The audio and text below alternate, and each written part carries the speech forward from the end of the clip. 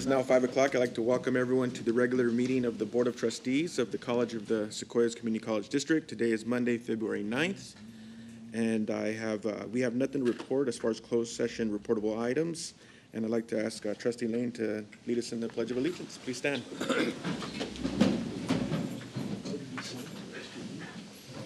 Please join me in saluting our flag. I pledge allegiance to the flag of the United States of America and to the republic for which it stands, one nation, under God, indivisible, with liberty and justice for all.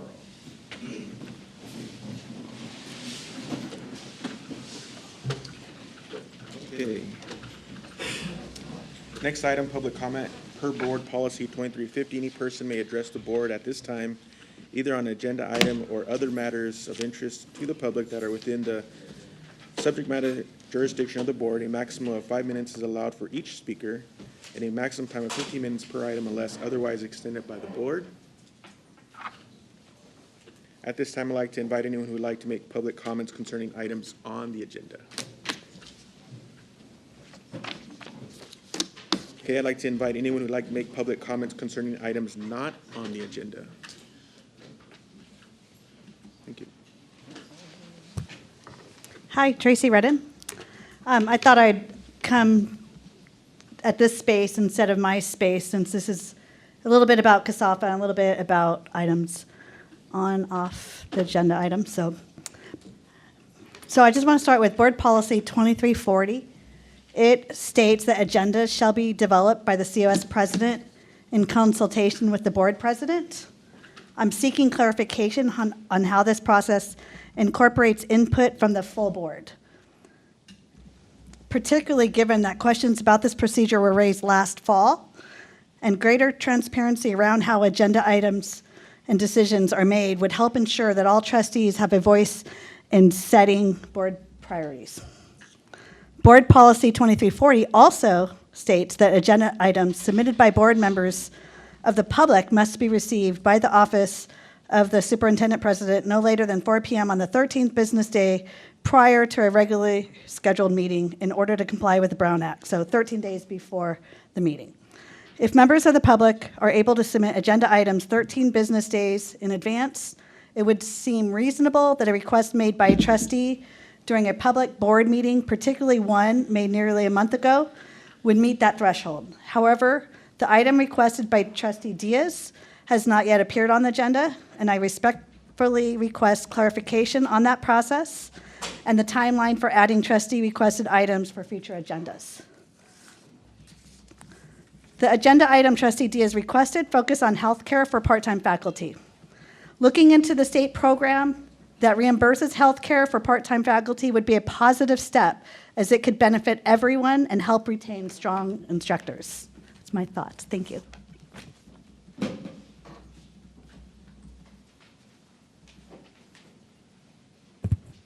Good evening, everybody. Juan Arzola. I also want to speak about the process that this board uses to bring about agenda items. I teach political science. Democracy is obviously the big topic in my classrooms when I discuss American government and politics, and the notion that there are barriers to members who are elected by their constituents to represent their interests in this space can be roadblocked by a process that is built to sort of limit the discussion items that are considered by not just this board as a whole, but for the public to have some sort of understanding of what this board, this organization discusses. It's really concerning to me. It's kind of hard as an instructor to speak about democracy, but we look at our own institution and we have anti-democratic processes that prevent the voice of the constituents in our service communities from being able to have their representatives' voice heard in this space as well. Thank you. Is there anyone else like to make public comment concerning items not on the agenda? I can address that if you'd like. 2340 does need to be,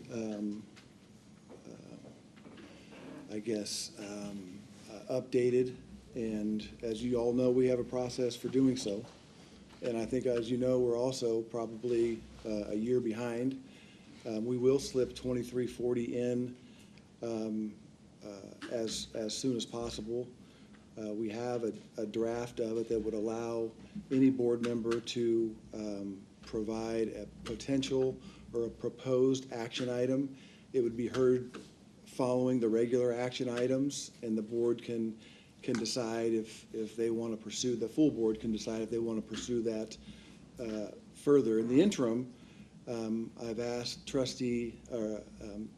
specifically I've asked Trustee Diaz to bring it up in her reports, because I think we all know it takes some time to get our BPs and APs adjusted. And on that issue, we thought we took care of it in closed session where a negotiable item should be discussed. Healthcare for part-time faculty was actually something that was sunshined, was negotiated spring before last, and it is a negotiable item. So to have a kind of a second bite at the apple, a greater board conversation about it seems to me to be inappropriate. We discussed it immediately after Trustee Diaz bringing it up. I put it on our closed session agenda where I believe it belongs. And our board was pretty adamant that they didn't feel like it was appropriate to bring it up halfway through a 3-year contract. Now, if there was going to be a further study done on healthcare for part-time faculty, it seems like it should be done about this time next year before we open up the contract again in the spring of '27. So that's my position. Our board can certainly tell us if they would like to take something out of negotiated items and talk about it. I don't think any of our unions would want us doing that, talking about something that was agreed at the table a year and a half ago.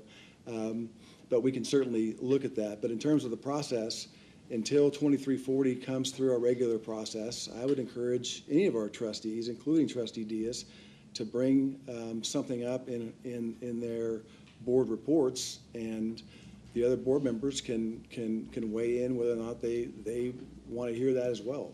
To me, that's a Band-Aid, but it's a good Band-Aid until 2340 makes it through our process. Thank you very much. Any other comments, public comments? I would just say that I fully support what President Calvin just said, and I think it's reflective of the discussion and the direction that we provided him. Okay. May I make a comment? Sure. Yes, so me bringing this item to the table for discussion was just for that, for discussion, not for negotiation. Why did I think it was appropriate? Because there have been a lot of changes on the federal level in terms of healthcare, which would deeply impact our staff. And for me, healthcare is essential. If you're not healthy, you can't show up for work. You can't provide your best 100% self. So it was more in terms of let's see what options we have, so that when the time comes, we're able to provide the best that we can, and not just do any last minute information to provide to our staff. Yeah, with all due respect, those items were discussed, and the elements that you just brought up were discussed during the negotiation process. Unfortunately, you weren't here during that period of time, but nonetheless, they were discussed, and I stand with the fact that we shouldn't be negotiating in open session, particularly on things that have been negotiated and closed. Okay. We're going to move on now to board and executive staff reports. Student trustee, Ms. Martinez. For our Tulare highlights, on February 4th, COS Tulare hosted Scratch Art on a Heart, where students got crafty with scratch art and hot cocoa. From February 10th through the 12th, COS Tulare will be at the World Ag Expo to showcase the college's ag and trade programs. A student food booth run by Ag Council will be selling food and drinks to attendees. On February 20th, COS Tulare will host the Be College Ready Student Conference in partnership with the Tulare Chamber of Commerce. High school students will have the opportunity to learn more about how their education connects to future careers and opportunities from COS's Dean of CTE and Workforce Development, who is also the keynote speaker. And our Visalia highlights Club Rush on the Visalia campus saw 28 student clubs table at our Winter Club Rush on January 28th and 29th.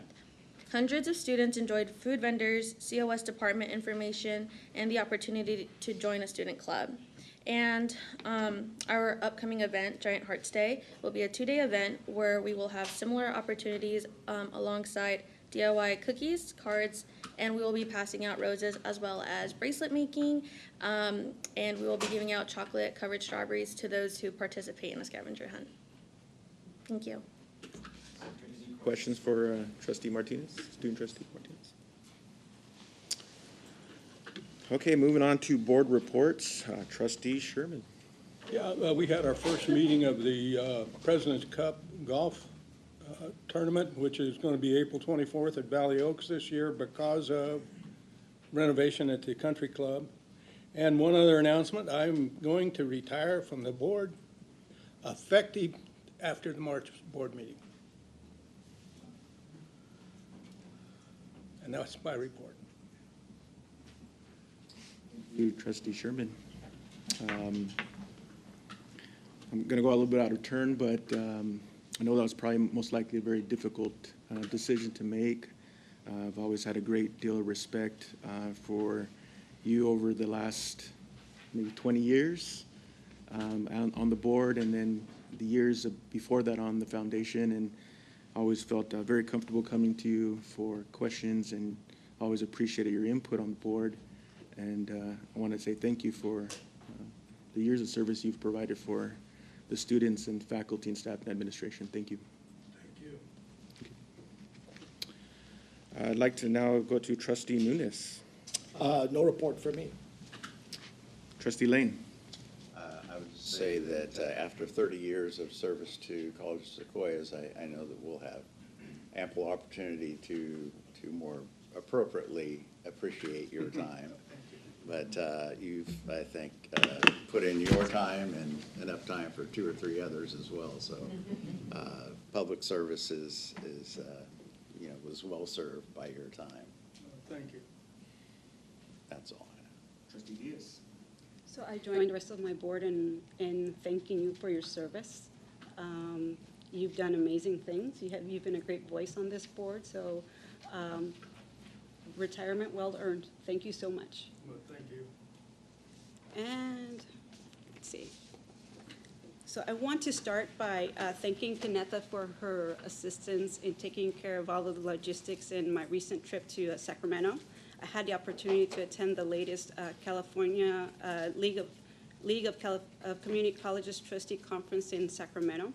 And I had the opportunity to attend a number of workshops as well as meet and connect with fellow trustees across the state who shared their insights and experiences as college trustees. In particular, I attended a workshop that provided participants with an update on public participation in public meetings. The focus was on Senate Bill 707, and I intend on bringing some ideas in the near future on how we at COS can increase public access and participation with some suggested changes on how the public is allowed to provide public comment on their agenda items.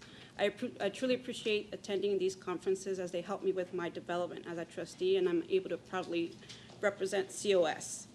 Since our last meeting, I also had the opportunity to attend an amazing event at the COS at the Tulare campus.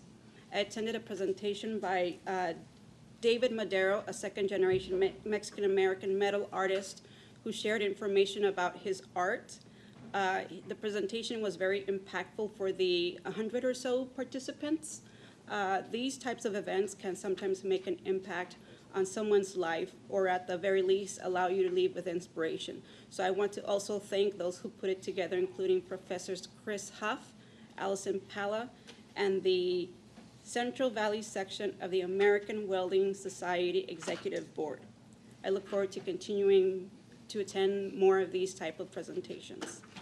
I also want to thank Tim for the invitation to join him on Saturday to represent COS at the Crab Fest at the Hanford Rotary that is hosted by the Hanford Rotary every year to raise funds for their scholarship fund.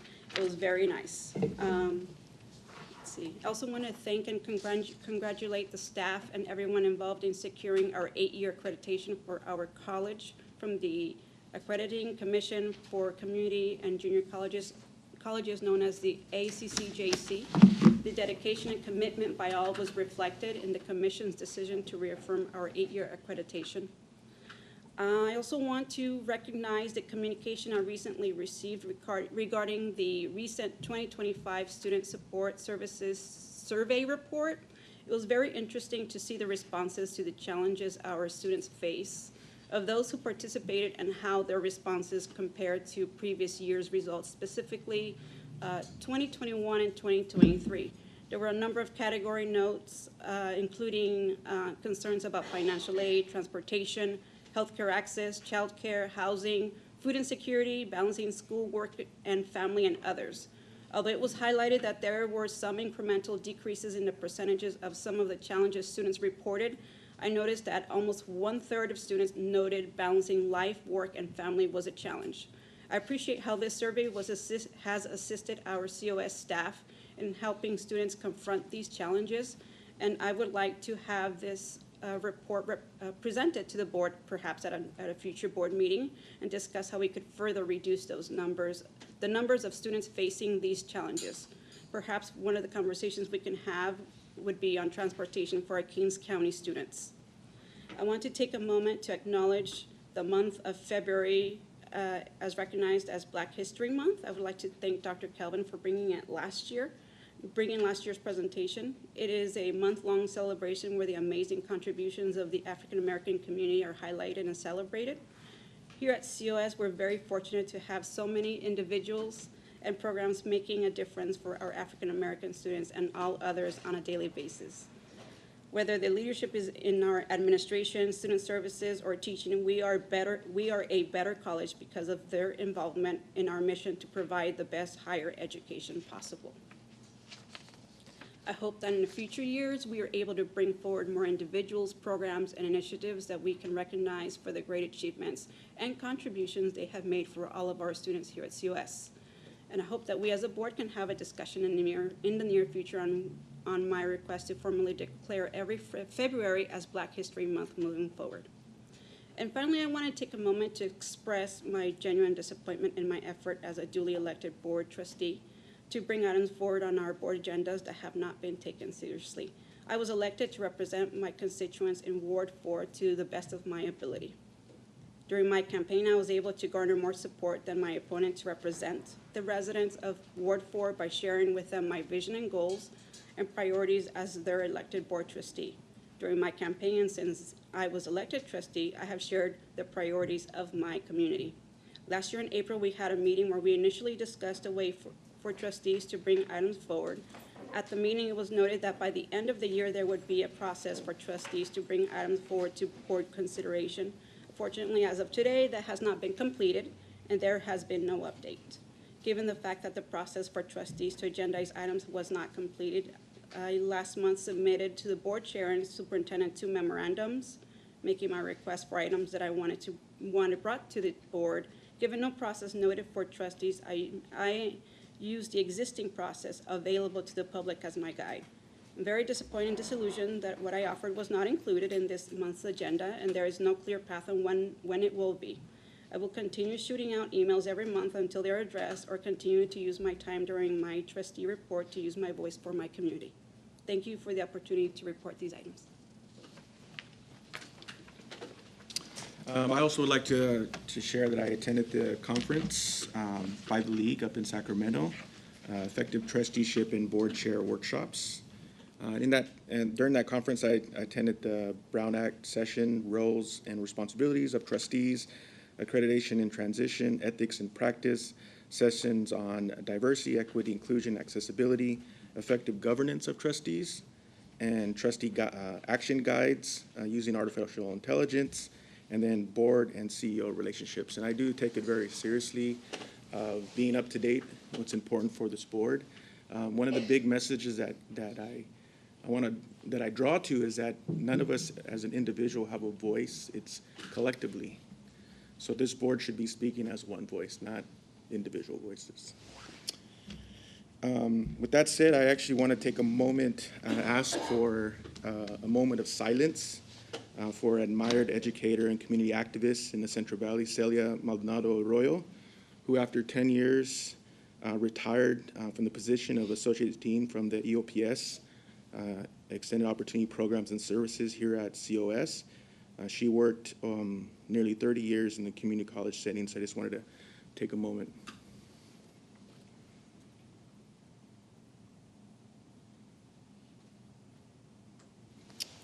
Thank you very much. That is my report. If I could just share a little timeline and options for replacing Trustee Sherman. I think Kennetha may try to pull up a little timeline. Trustee Sherman talked to me about this last week, what he had intended to do, and in consultation with council as well as the county superintendent of education, put together this timeline, as well as, you share these? Yeah. As well as the notice for board vacancy that we'll need to post at 3 places in our district, as well as with at least 1 local newspaper, as well as a trustee appointee interest form, if the board would like to go that route as opposed to letting it sit vacant until November. We do fall into the acceptable window to do what they call a provisional appointment to the board that would serve through the November 2026 election cycle. You see number 1 there, maybe, yeah. Number 1 there is Trustee Sherman has just announced his desire to resign with an effective date of March 9th. So this week, Trustee Sherman will need to file some paperwork with the Tulare County Office of Ed with a deferred date of that March 9th board meeting. And then also this week, we'll need to post the board vacancy I just spoke about in 3 places within the district. We'll need to advertise that board vacancy in at least 1 local newspaper. We'll probably do 2. And we need to post our trustee appointee interest form online and make hard copies available in the president's office, and that's all spelled out in the board vacancy notice as well. You've also got a copy of the form that our research office helped us out with. That will remain open until March 4th, which is the Wednesday before our next board meeting, at which time we'll pull those down and collect them all and send all of our board members, with the exception of probably Trustee Sherman. He won't participate in this process, but the other 4 will send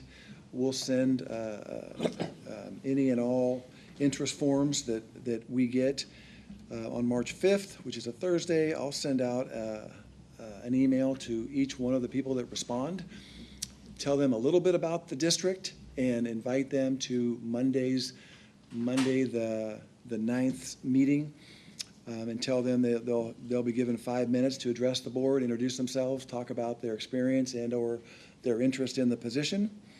That'll be on the 9th where that happens, and then that'll happen in open session as well, and then the board will have the opportunity to deliberate, and if they so see fit, take action on one of the candidates to appoint them as a provisional appointee to serve through the November 2026 election cycle.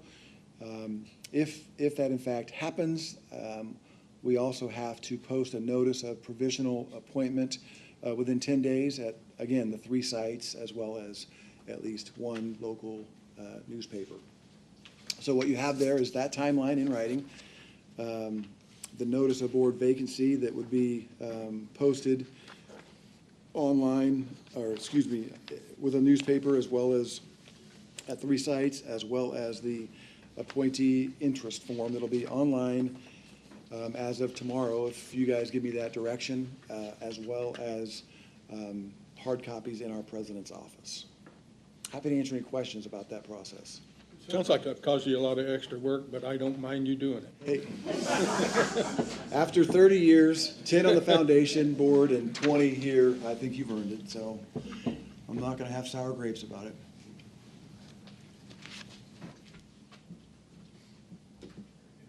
Okay. Thank you very much. Next, going on to foundation report, Mr. Foster. Good evening, trustees, President Calvin. I just have one quick announcement I wanted to share with you, that we are once again hosting a Hall of Fame induction ceremony. This time it will be on Thursday, March 26th at 5:30 p.m. and it will be in the Porter Field House. I will certainly get you all email invitations. Those will start going out at the end of next week. Our inductees for this year are Juan Guerrero. He's a longtime VUSD district board member, 21 years to be exact, longtime director of the Whitman Center for Youth, and just a continuing community volunteer. We also have Tina Macedo out of Tulare. She's a former student and a longtime instructor here, generous volunteer and philanthropist in the community of Tulare and the ag community in general.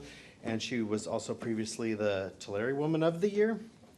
And then Craig Veveda, he was actually a COS student body president when he was here, and he continued to do politics even after that. He was a former Tulare mayor and city council member and a lifelong volunteer, and he's a local investment advisor in the community of Tulare. I think he wrestled here too, didn't he? I think so, yes, yes. So I would just also ask, if you're ever asked, because always when this comes up, people start asking, well, how do we get someone inducted? Well, we have a process for inducting people, but we always are looking for more recommendations or nominations. And so if you're ever asked how to get someone considered, please feel free to refer them to me or to the foundation webpage on the COS website. There's instructions on how to do that, and the form itself is on that. And we're always looking for more nominations to consider in the future.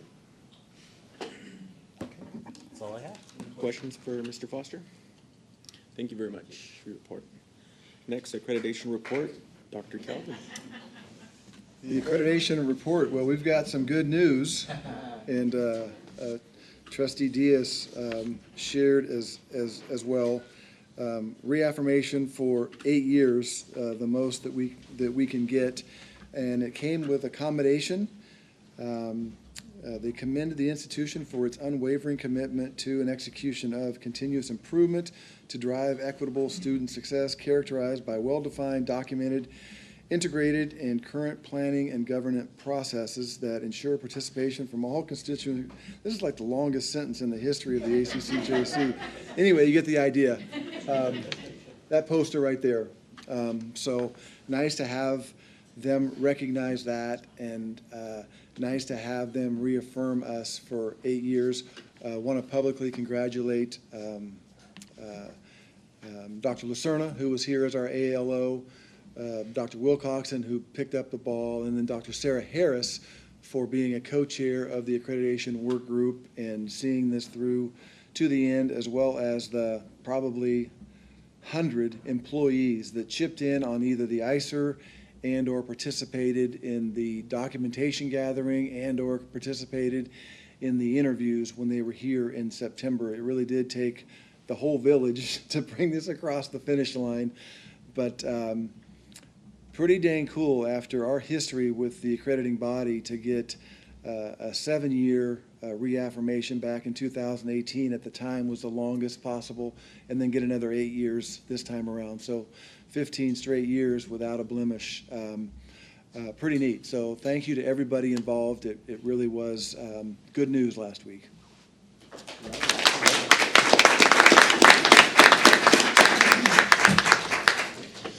President Calvin, I'd just like to say that I personally probably take all this work for granted a little bit. I mean, I'm not thinking about it day after day after day like all those that are involved in it.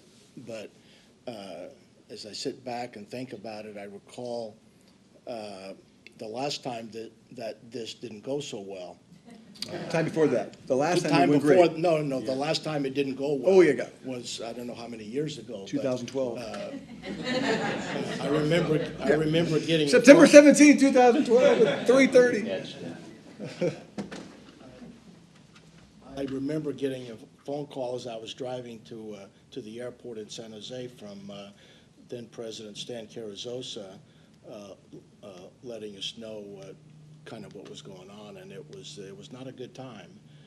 But bless his heart, he took control of that whole thing, and he had never been through something like that before, but he did an amazing job getting us through that. So I'll forever be grateful for all of that, and I'm forever grateful to all those that participated in the last two that have gone great for the college. So I don't think we should ever take it for granted. Thank you, Ken. Stan was built for that moment, and there was a lot of institutional scar tissue that needed to be sanded down a bit, and he was the man for the job, and got us to that point right there, and so then the team here has done a good job, and I'm talking several hundred people over the last 15 years that have done a good job with carrying on that good work that was started back in 2012-13. Thank you for those comments. Next, Superintendent President's report, Dr. Calvin. I'm still up, huh? Yes, sir. I've got a couple of things, and then I want to introduce our guest presenters today. Thank you to Curtis Allen for bringing our AMEND president and vice president here to present a little bit tonight on the good work that they're doing. I've just got a couple of things I want to share. First of all, a reminder to our board members that we do have a retreat planned for Friday the 13th of March. That'll be at Fresno Pacific. You're used to that venue. We've been there in the past. That'll run from 8 a.m. to 4 p.m. on the 13th. I'm not going to give the day, or Byron will throw something at me, because we want to make sure we get through the bidding process on February 19th for the University Center. You never know what can happen, and sometimes things get delayed. But if everything goes as expected with our bid opening in February, we'll bring the award proposal to the board in March, and if that goes accordingly, we'll have a groundbreaking ceremony with Fresno State here with us sometime in late April. And I don't want to give a date because he told me not to. So, but just know that we're going to do something in April if everything goes accordingly to get Fresno State and COS together on that site and do a groundbreaking ceremony with folks here in town. There's just a lot of excitement about it. Speaking of excitement, we should all be excited about our spring enrollment. We are estimating to just nudge up as close as you can get really to 5,000 FTES, which is an all-time high, which would push us almost to 11,400 FTES for the year, which is again a high watermark in our 100-year history. Currently, we're scheduled to get paid for just under 11,000 FTES, but that can go up. If other schools don't claim their growth, that can go up, which would in fact raise our base. So that's kind of what we're banking on. We'll be 300 or 400 FTES over our current funding cap, with the hopes of maybe capturing some of that additional growth that people leave on the table. So thanks to everybody that makes this happen. And you hear me at convocation and know that it takes about 90% of this entire campus to bring students in and keep them here. And I want to thank Dr. Robinson for keeping track of all this. She's done an excellent job with enrollment management, and I think brought our enrollment management game up by leaps and bounds over the last couple of years. So thank you to Kristen. I had a note here to talk about accreditation, but we've already done that, so I think I can skip right to introing Curtis Allen, who will introduce our president and vice president of the Amen Club and talk about how they celebrate Black History Month here.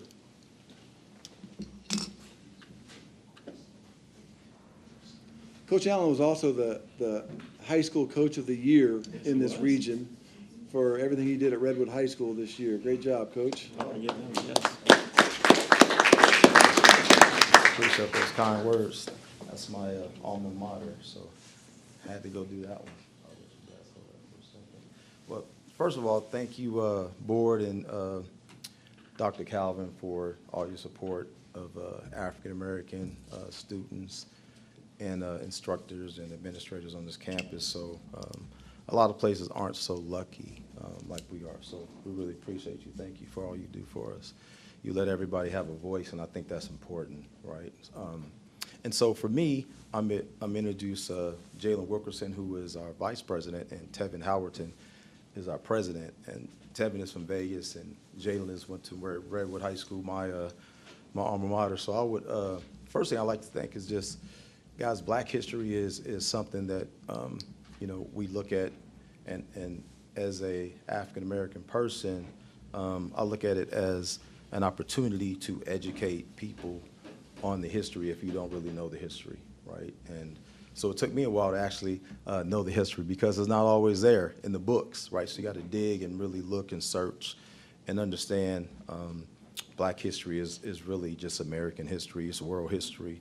So it's just not 1 month. You know, and one day it's going to be to the point to where it's just history, right? It's not going to have all these different months and you know, Cinco de Mayo this month and African American history this month. It's just going to be all one, like it's supposed to be, just one big year, and celebrate everyone for who they are and their contributions to this country. So that's really what it's going to be one day. Now, will we see that or not? I don't know.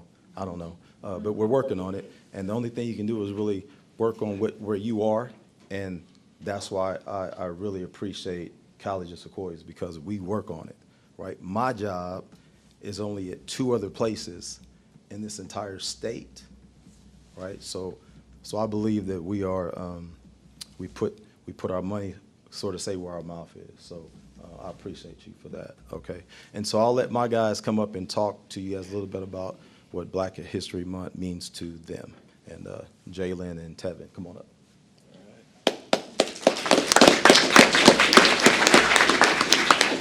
Good evening, everybody, and thank you, board, for allowing us to present this slide to you and everybody else, and we'll get started here. Hello again. What Black history means to me is showing love to our people that came before us, not only like Martin Luther King and Malcolm X and other such figures in our community, but also showing love to people in our own community, like Coach Allen and Kenny Jackson, that's coach of the track team. We have many Black pillars in many neighborhoods that don't always get the representation that we see on our day-to-day lives. We always see faces that are, well, familiar, I would say, but, you know, in my experience with Black history, it's not always looked upon, it's not always shined upon. We don't always get everything that we see on a day-to-day. Like, we always get representation for white people or Hispanic, sometimes I feel like Black history is something that's overlooked and not always shined upon. But yeah. Why Black history? Black history is more than date and famous figures. It's a story of survival, resistance, and resilience. It continues today, not just in the past, but what Black history means to me, it reminds me of our existence, from our strength from our ancestors, and the way that they endured under a system meant to break them. That their sacrifice created countless opportunities for people who look just like us and even other minority groups.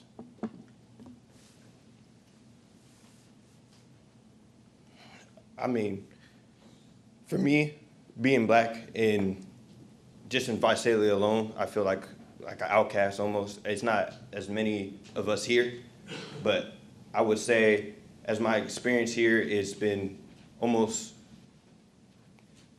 loving due to the people that I have around me. Like I said again, I have people like Coach Allen that has been looking out for me since I got here. I have people that have their best interests for me, and I feel like that is something beautiful in a way that I feel like if we were here almost a couple years ago, I'll be looked upon as something else. I get judged upon just by the way I look. And I feel like we're moving forward in a way that I just look like one of y'all. I look like human, you know? And almost that we all can just be one people under God, you know? That we all get recognized as brothers and sisters, you feel me? So, yeah. Let me comment on that real quick. And I think that's important because Will Hobbs is not here, right? He's not here. No. But do you go to Will Hobbs' house? Yes. Once a week, right? Yes, he has Bible study. For Bible study, which is important. And so when Tevin came here, you felt like, man, it's not a whole lot of African-American people around here, Coach Allen. I said, but the people that's here is loving people. They look at you as for who you are. They judge your soul, not your skin color, right? And then so we went over to Will Hobbs. And Will Hobbs is probably, man, the best dude I've met in my life, honest to God. And so they have a Bible study that all of our athletes and different students come over to his house. And that has changed Tevin, so now he looks at things a little bit different, even though he's here in Visalia. You can't, and again, you can't judge everything by what you see, right? So that was really good for him. So I just wanted to comment on that because that was important. All right, sorry. Go ahead. So the effects that back in history that has created to now would be the gaps in education, healthcare, and even financial situations for families and minority groups. These weren't placed by accidents. These were the results of a system and a policy that was built over generations to limit opportunities and maintain a power structure. Black history explains that there are ways to overcome certain situations that we are put under, even when it looks like there's no hope. And through that struggle that we went through, it empowered us, and not only just empowered us, but gave us the hope that if we can't look to others for help, then at the end of the day, we have to believe in God and do it ourselves to the point where others have to look and appreciate us for who we are. The full picture. Black history includes both pain and progress, showing the resilience of people who endured slavery, segregation, and systematic oppressions, while continuing to thrive and create. Struggling has been transformed into cultural strength, such as communities shaping it with music, arts, language, or just any traditions that they have built on themselves. And to influence the world, Black history is not separate from American history. It is a central part of the nation's story, revealing both injuries that need addressing and the contribution that has shaped who we are today. Thank you. Thank you. That was awesome. And guys, just to, these guys are both athletes, but they're students first.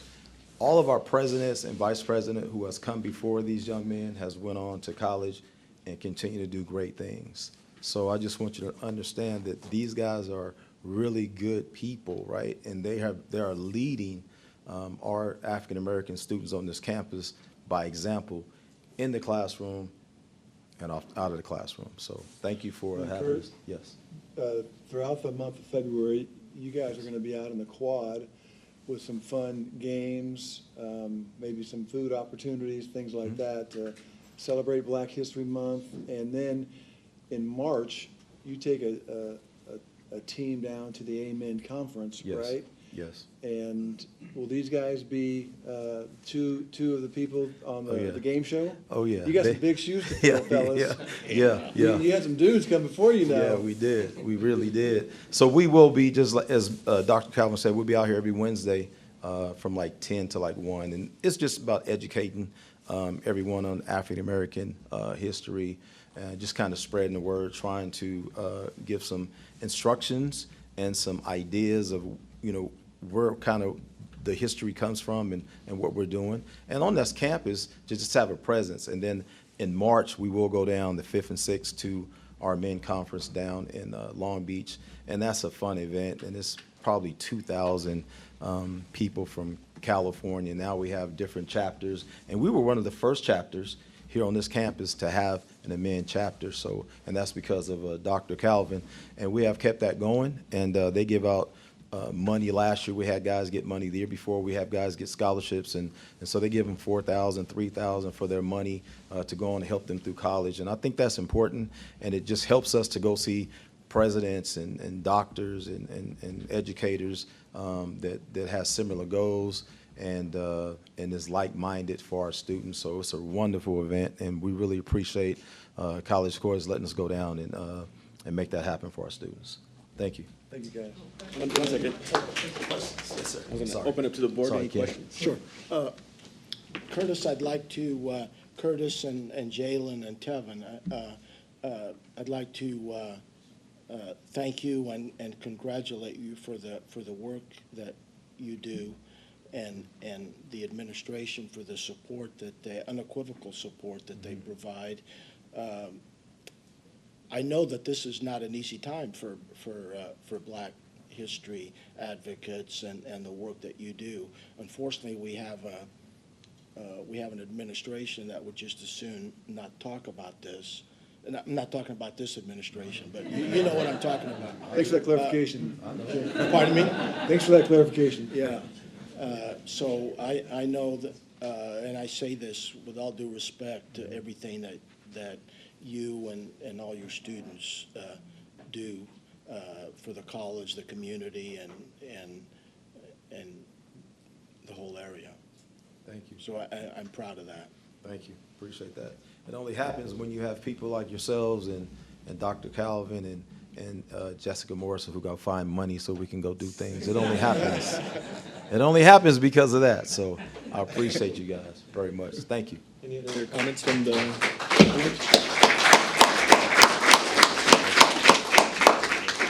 I just wanted to share my, one more, couple comments. Did you want to say something? Yeah, I just wanted to join in echoing what Trustee Nunes mentioned. For me, as a board member, I'm very proud to see you guys up here. I understand, the emotional and physical currency it takes to educate others about a very unique experience that you cannot experience unless you're there, right? Unless you're in those shoes. So thank you so much for taking the time and effort to do this and what you're doing, not just during, like you mentioned, during February, but throughout the year and sometimes every day of your life. So thank you, and thank you so much, Coach. Thank you. Appreciate you. And just a final comment, my takeaway for today is judge someone by their soul and not their skin color. I like that a lot. I like that. I'm going to use that. Thank you. That's what we should do. When we do that, we're going to be all right. Sounds good. Thank you.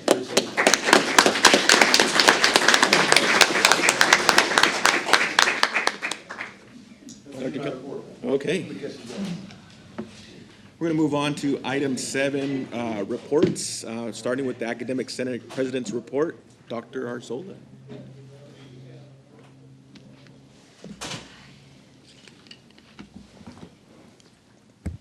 Good evening, Board President Macareno and honorable trustees, as well as our student trustee. Thank you guys for allowing me to meet with you for the first time this academic year. It's crazy. Yes, I have not been here since the summer, and I apologize for that. But I do want to come here and just share with you a couple of things that are happening on the Academic Senate front.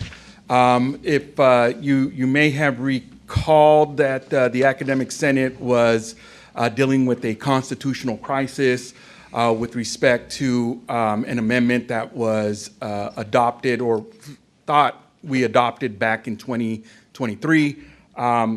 There was questions whether the vote that was held to amend the Constitution met the standard or the threshold, voting threshold, as reflected in the Academic Senate's Constitution. I ended up having to employ a nationally certified parliamentarian. He took a fine tooth to our Constitution, provided us with a artifact that provided the Academic Senate some direction on whether or not that constitutional amendment back in 2023 was acceptable based on the threshold as he interpreted it. And so this past week, the Academic Senate had a conversation about the report, and one of our standing committees, Standing Committee B, led by Josh Geis, had a conversation this past week. And we have some recommendations coming forward, so it looks like we have a path forward to address that. And it comes in clutch because the Academic Senate next month will be holding its elections for our officers. So it's really important that we got this straightened away. Let me see. Beyond that, I think the other thing that I wanted to share with you is the Academic Senate exec had a brief conversation following our first meeting in January, and it has been a constant challenge of the Academic Senate to hold its last Academic Senate regular meeting in conjunction with our service awards. If you guys have ever attended, I'm sure some of you will have, the first hour of that meeting is about lifting up and celebrating our colleagues who have dedicated their time to the college and most importantly to our students. And then the Academic Senate has to quickly move into our regular meeting, our business meeting, and it just makes for a really challenging transition. So David Hurst, Vice President of the Academic Senate, along with Standing Committee A Chair Christopher Huff, they suggested that maybe we consider calling, or the Academic Senate President calling a special meeting to hold the service awards, so as to get away from the logistical challenges of the past. So we're going to continue having that conversation in the Academic Senate. I fully support the idea, and hopefully we can sort of set a precedent going forward for future Academic Senate presidents to separate that last Academic Senate of the meeting of the academic term. It is a challenge, to say the least. All right, that's it for me. Any questions for Dr. Arzola? Dr. Arzola, thank you very much. Thank you.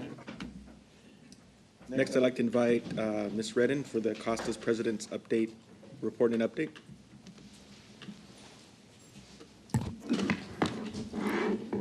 So good evening again. So our contract does allow up to 6 sabbaticals per semester for a total of 12 for a whole entire year. However, this board in the past several years has only approved 2 sabbatical positions for years and years and years past. Since then, though, we have seen strong outcomes from the sabbaticals that have been granted, as reflected in the recent sabbatical reports you've seen here. We've seen homegrown homework that have saved students thousands. We've seen videos that have been super helpful for students and lots more. So these have had positive impacts on our institution.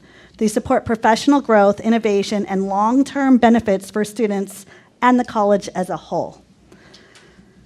In lieu of the contractual, well, actually, before I go on about that, there's one more thing that we may not know about in our contract. If there's any amount of sabbaticals that go unused, they're allowed to be switched to IIPs, which is 5 IPs for 100%. It's a mini sabbatical. And so those are very valuable, too, that our faculty have taken advantage of. So, just positive outcomes all the way around. So in lieu of the contractual allowances and demonstrated value, I do request that the board increase the number of positions per year that you have traditionally done. Thank you. Questions for Ms. Redden? No? Okay, thank you. Thank you very much. Next, I'd like to invite Ms. Kane, actually, I think, Ms. Kane, CSA We ran out of President's seats, Report. sorry. Had to hide in the corner. Good evening. Do have a couple of things. Well, first, I don't see Mr. Batch tonight, but we did want to thank him for a very quick and easy negotiation for adding the newly announced California holiday of Diwali. So since we have established academic calendars for the next 2 years, we'll be having a floating holiday, and then as of 28, 29, we will be having all the offices will be closed and staff and managers will have the day of Diwali off for future years. So thanks for that. Also wanted to, I was told I'm not allowed to not share this, but CSEA has awarded me with another award. So if you'll remember, last year I was awarded Member of the Year. That was the state level. This year I got a call a couple weeks ago that they will be flying me out to Washington, D.C. to receive the REACH Award, which is recognizing excellence in advancing careers of hourly employees. It's established by a coalition of national unions to honor exceptional classified school employees, recognizing individuals who go above and beyond to support students and their communities. So I will be going to DC in May to receive that award.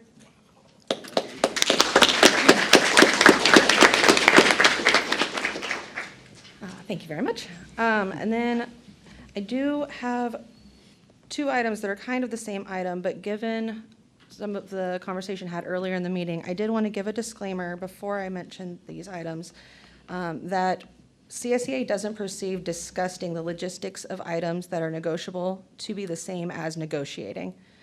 In less than a year, all 3 unions and the district will begin to prepare their sunshine proposals for the upcoming cycle. And given that those conversations at the table are often full of statements like the board doesn't want that or the board sees this as a priority, we do think it's prudent that board members be allowed to have those exploratory discussions and ask questions of the public ahead of those negotiations.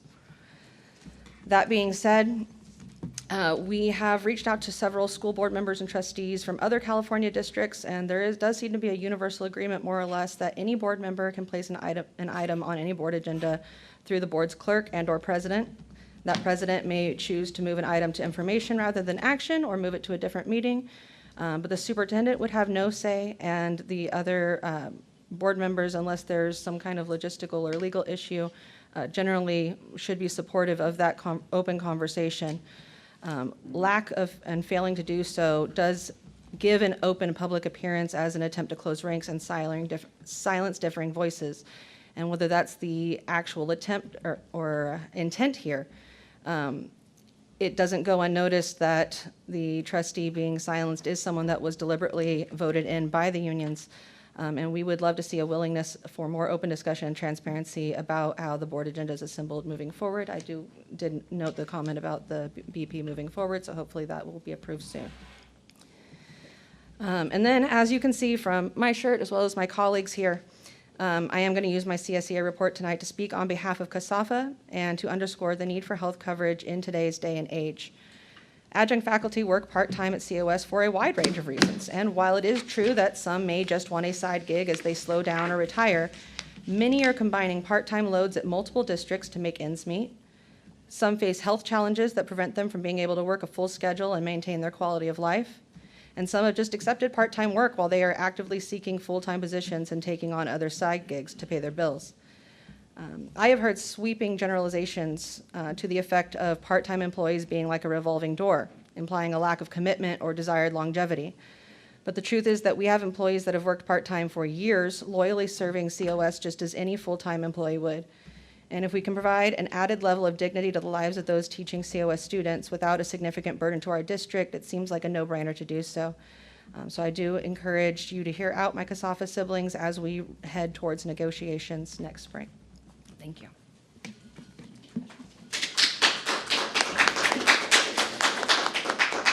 you very much for your report. Next, I'd like to invite representation from COSAPA for a report and update.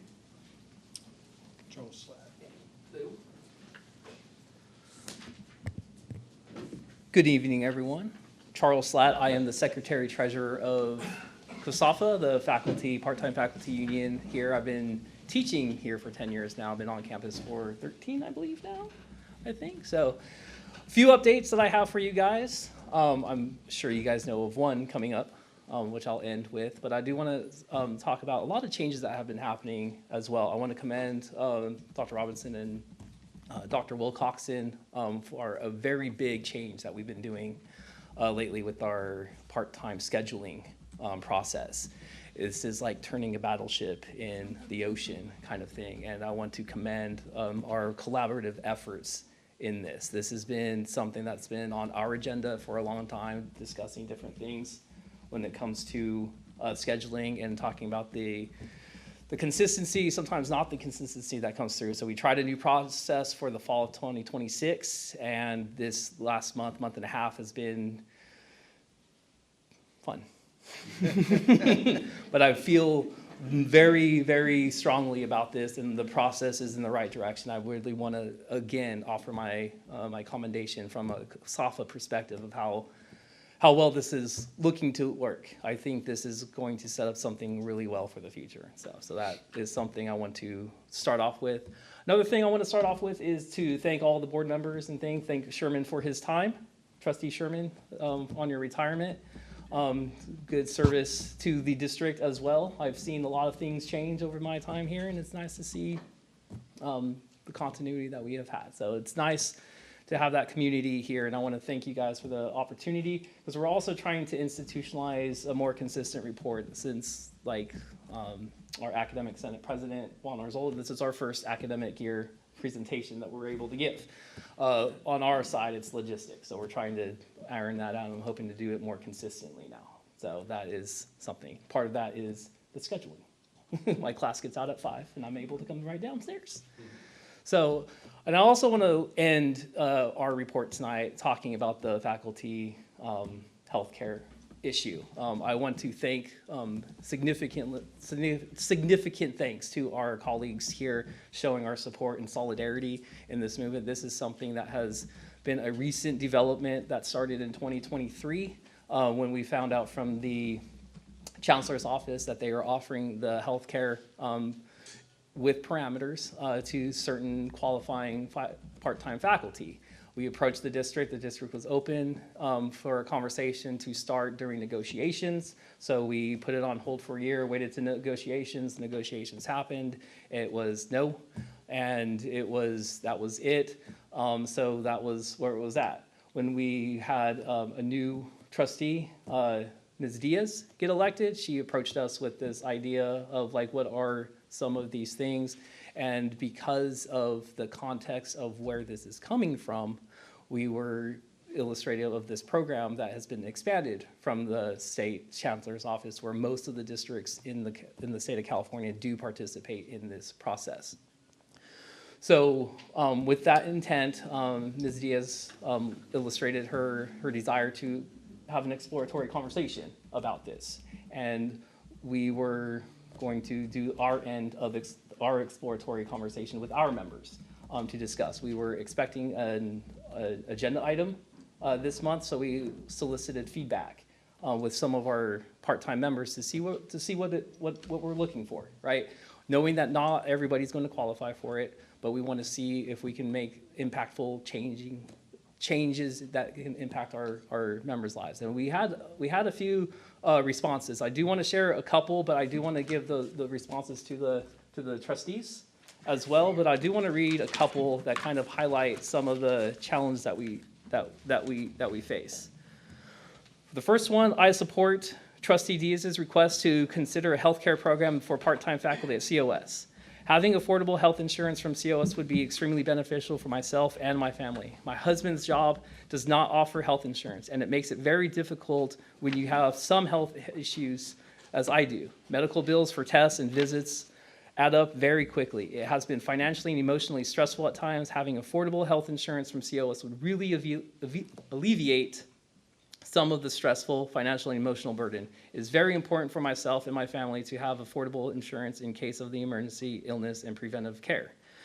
The opportunity of having this insurance would mean so much to us part-time faculty. I hope you consider helping us obtain this much-needed support. We would greatly appreciate it. Thank you. Next one, I am a part-time adjunct at COS. I currently have Medi-Cal because I am at the poverty level despite teaching full amount of courses available as an adjunct. If I go beyond the low income threshold and collect more courses work, which I am pursuing out of financial necessity, then I lose access to any health insurance and have to pay out of pocket, which is not feasible as medical costs are exorbitant. It's truly impossible Faustian bind to be in with inflation, rent prices, etc. I rely on medication for health conditions, so I'm terrified of losing my access to it yet. I also currently do not make enough to support myself. I'll do one more, and then I'll wrap up. As someone who would like to have COS offer insurance, it has become increasingly unaffordable. Access to health insurance is very important to me, and COS provides access to affordable insurance, will allow us to prioritize our health.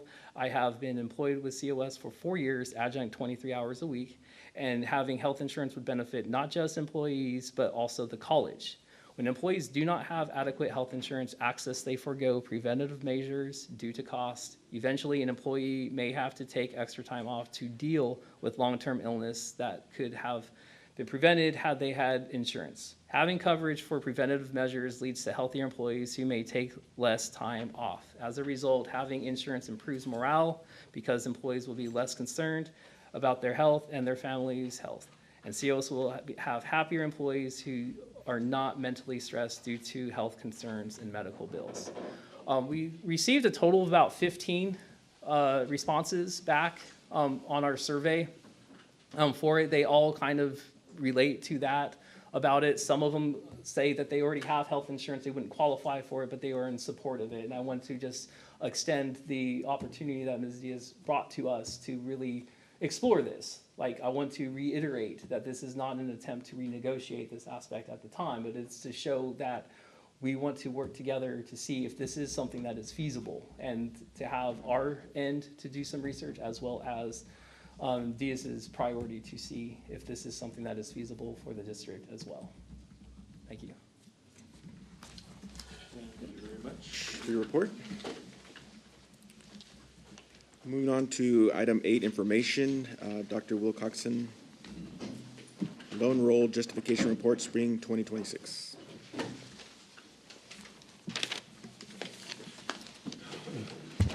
Good evening, everyone. Here to present the low enrolled and canceled class report for this spring semester.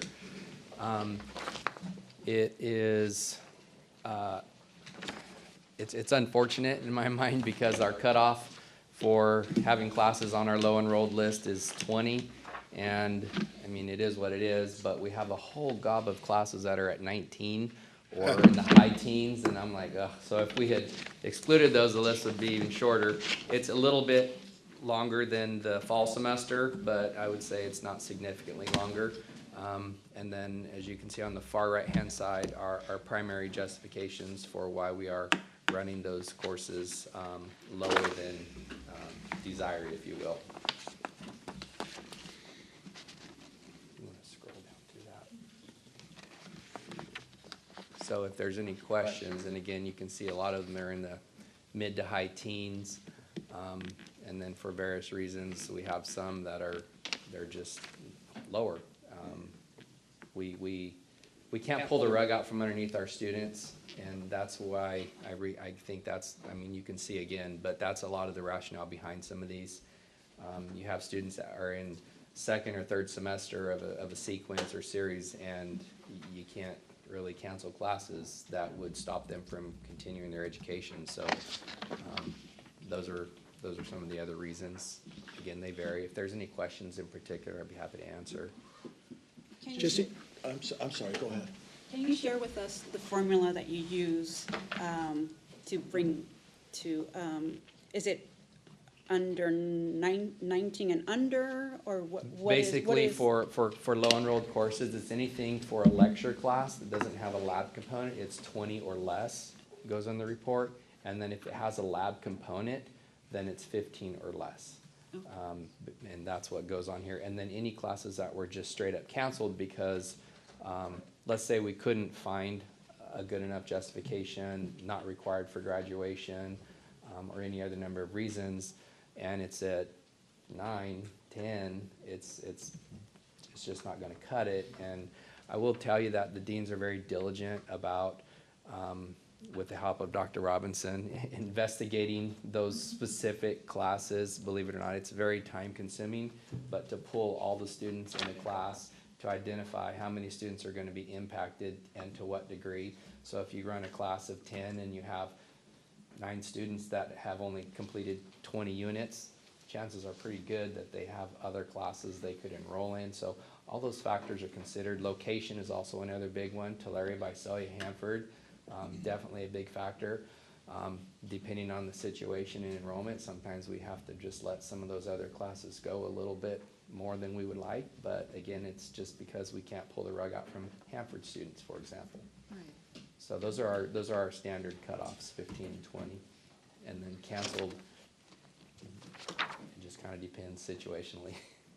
And has this report, this semester's report, varied differently from previous years? Or previous semesters, I'm sorry? I would say yes, just in terms of length. If we went back historically, there have been semesters where it's been longer, but part of what's helping us is the significant enrollment. I mean, as Dr. Calvin presented, our enrollment we're over cap and we're going strong, and that helps because the more students you have, the less likely you're going to have these lower enrolled classes. In times of hardship, if you will, where our enrollment's down, then this list could be longer. And again, it's kind of situational, but personally, I'm pleased with the list. I was ecstatic with the list in fall. It's a little longer, but darn it, if we had just one more student, I forgot to count them all, but there's 10 or 15 of those 19s. I'm like, wow. So, in all, it's a good list, and it has been far worse, if you will, in the past. We've probably got 1,400 plus sections too, and we've got 40 that we've kept below 20. So, what's that? 3.5%? Not a large percentage of classes that don't. And there's a lot of justification for why we keep low enrolled classes, and it's really all to accommodate students that wouldn't have other choices, either in a sequence or at a certain campus or at a certain time. And when we are canceling classes, our deans do the best they can to cancel them early so that those students have an opportunity to jump into other sections while there's still room. Yeah. Trustee Nunez? Do you have a comment? No, you've answered it. Okay. Very good. If there are no other questions, thank you very much for your presentation. My pleasure. Thank you.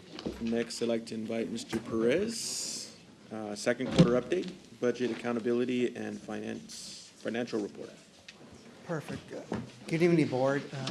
Every quarter I'll come up and present CCF, or the Community College Financial Statement, CCFS 311.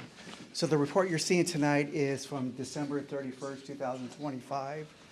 And in the, before you go down, we're going to show a ending fund balance a little over 33 million, or 30.1%. Remember, your board priority 7, fiscal stability, and an aspirational goal of our ending fund balance to be higher than the state average. So if you go ahead and scroll down, keep going until we get to the numbers. So on the right-hand side, section A is our revenues. The yellow highlighted 25-26 projected. So row A3 is our total unrestricted revenue, which is what you heard over cap, FTES. This is where we generate our dollars for this full-time students. So it's 111.4 million. B3 is our total unrestricted expenditures at 109.6 million. So as of December 31st of '25, we are showing our revenues over our expenditures by 1.78 million.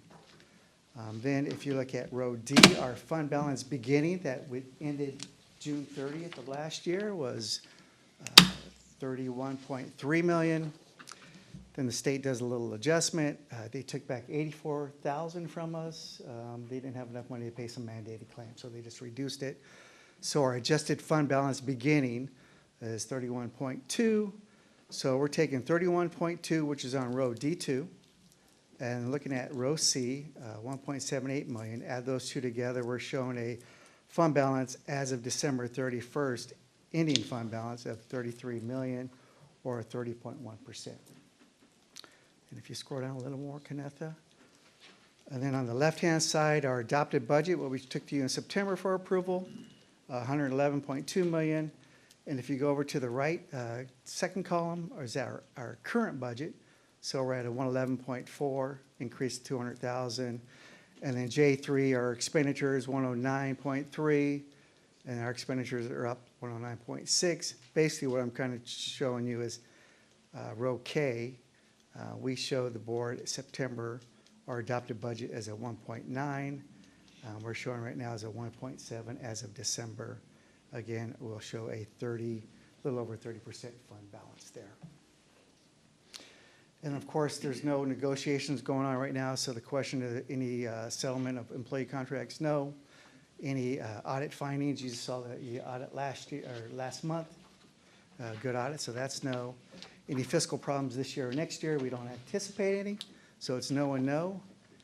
And then we'll get into what you usually see as a consent item every month, but every quarter I'll present this as a presentation. This is comparing this month to last month. So you'll see 2/9/26, we're showing the revenues pretty much the same, 111.4. The left-hand side is the general fund and restricted. The right-hand side is restricted programs, which is categoricals, grants, what have you there. So again, if you scroll down a little bit more, we'll show our expenditures on unrestricted at 109.6. So again, you'll see the difference. January showed 1.789 million as a surplus. Tonight showing up at 1.7. If you look on the right-hand side, you see no numbers there because on the categoricals and grants, the money comes in, it has to be spent. We can't have that as any fund balance, so that will always be zero. And then again, a little descriptions on what makes the $56,000 detail expenditures. You'll see their academic, classified benefits, supplies, services, and the capital outlay, total of $56,898. And scroll down a little bit more. Again, the top line is what we took to you in the board September. We showed 1.9 surplus. Then every month, whatever we're doing, we're either adding or subtracting from that dollar amount. You'll see every month there, October, November, December. The right-hand side is January, and then 2/9/26, which is tonight, we're showing a 1.7. So 1.7, a little difference than what we showed at 1.9. Again, when we do close at the end of the year, you'll always see some kind of unspent, what we call fallout. So we anticipate there's probably going to be fallout. I don't want to estimate what that is. Dr. Calvin and I always guesstimate on how much that is, but there will be some fallout. Not everybody spends all their money, which is a good thing for the district. Scroll down a little bit more. Again, this is the revenue side, the highlighted column. We're showing what we've collected to date. So of our budget, 111.4 million, we've collected 58 million. Remember, when we take a budget to you, the 111 million doesn't come from the state at day one. So we get like 7% every month. Another reason to have cash in bank for that, to pay all of our liabilities. So we've collected a little over, almost 53%, which is normal, half of the year. And then if you go down a little bit more, their expenditure side. Here we go. And we're showing, we spent 53.42%, 53.42%, which is normal, half the year we're spent. And then if you look at The major categories, 1,000, 2,000, 3,000, which is academic, classified, salaries and benefits. We're about, of our budget, about 84% is spent on employee salaries and benefits, which is normally folks are up in the high 80s. We're about 84, which is good. Go down a little bit more. You want to make that, can you make that smaller? There we go. You read my mind. So again, Region 5, these are all our community college districts in our region. I wanted to just show this to the board. You'll hear more about this at a retreat.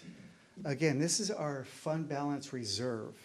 Remember, priority 7 is our aspirational goal from the board is to have our state average higher, or excuse me, our average higher than the state average. The state percent average is 34.1. Our region is 46.8%. You'll see Kern, 232 million. You'll see State Center, 106. However, it sounds like a lot. No, because their budget's a lot more. It's almost $400 million. State Center's 300 and something million dollars. Our budget is 111, so they have to stock away a little bit more. 97.9%. That's a big surplus there. As I look over at the unions, yeah. But anyways. Again, 30.5% is a good reserve. Remember, last month we talked about the Hanford Center, the science building, a state-funded project. They will fund 75%. We're on the hook for 25%. So we'll have to come up with $16 million by around 2030, 2029. Yeah. So we're pretty much assured that that's a go from this We gotta get to state. the May revise and June final budget, but it'd be tough for them to pull us off the list. Yeah. Again, that's from Prop 2, that was in '24. So I don't, hopefully, knock on wood, they're not gonna be taking that money back. So it's pretty guaranteed. Yeah. Any questions for me on the CCFS? Are you anticipating any cutbacks with the state having such a negative, Well, the governor says $3 billion deficit. yeah, Legislative Analyst's Office says $19 billion. right? We're waiting for the May revise. It's gonna be in there somewhere. That's why you need to have a healthy reserve. Yeah, So we avoid the layoffs, a good thing is having over cap. Because a lot of the school districts are not gonna reach their funding growth. We will, like last year, we went up we went up in our cap because other districts weren't. so into you're that growth. anticipating some kind of adjustments? There's gonna be an adjustment, yeah. The governor's also promising, well, he's wanting to go out with a bang, so he's promising a lot of money for community colleges. So we'll see, like mentioned during the May revise. Hopefully we'll get some of that. Right, so we'll wait for the May revise. Once that's out, we'll use that information and take the tentative budget to you in June, again, and we go from there. Any questions from you, from the board? Thank you very much for your report. Moving on to item 9, consent calendar. All items listed on the consent calendar are considered routine and will be enacted by one motion. An item may be removed from the consent calendar at the request of any member of the Board of Trustees or any person in the audience and considered a separate agenda item. I would like to request the minutes of the previous meeting be pulled, please. Okay. Any other item? With that, I will entertain a motion for items 4 through 9 from the consent calendar. So moved. Second. Motion by trustee Sherman, seconded by trustee Lane. All in favor say aye. Aye. Aye. Motion carries. Item 3. I have asked Samantha to provide everybody with a copy of the original minutes, followed by a request for amended minutes below it. The first paragraph, like I mentioned, yeah, the original, and second contains my notes, and I believe that they better reflect my intention and effort.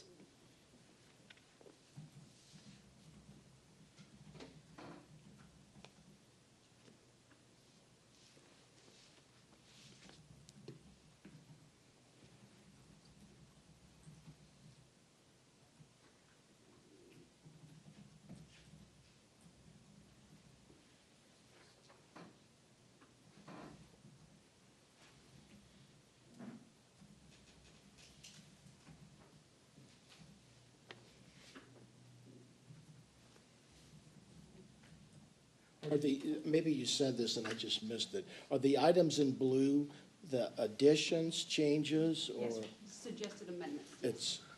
So the items in blue are the additions, I guess, right? There's no strikes. No,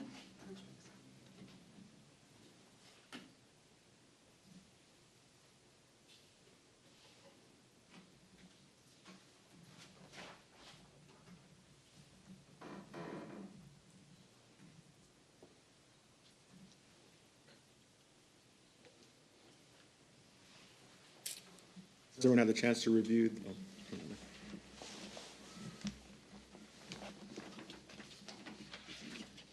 It's kind of hard to get it all. I just saw this for the first time now. I'm not sure I have an issue with it, but I guess maybe I'd like to look at it closer, but. If you'd like more time, you can certainly move to table to a date certain. I had the opportunity to read it this afternoon, and I don't take issue with any of this. It's Trustee Diaz's version is more thorough than what we had prepared, but I don't have an issue with it. I'm comfortable with that then. So with that, then I would move for approval as redone. I'd second it. A motion by trustee Nunez, a seconded by trustee Sherman to accept the additional content for the minutes, to amend them for the meeting on January 12th. All in favor, say aye. Aye. Aye. Any opposed? Any, okay. Any, okay. Motion carries. Thank you very much. Thank you. Moving on to item 10, action items. Mr. Perez, non-resident tuition fee. Thank you.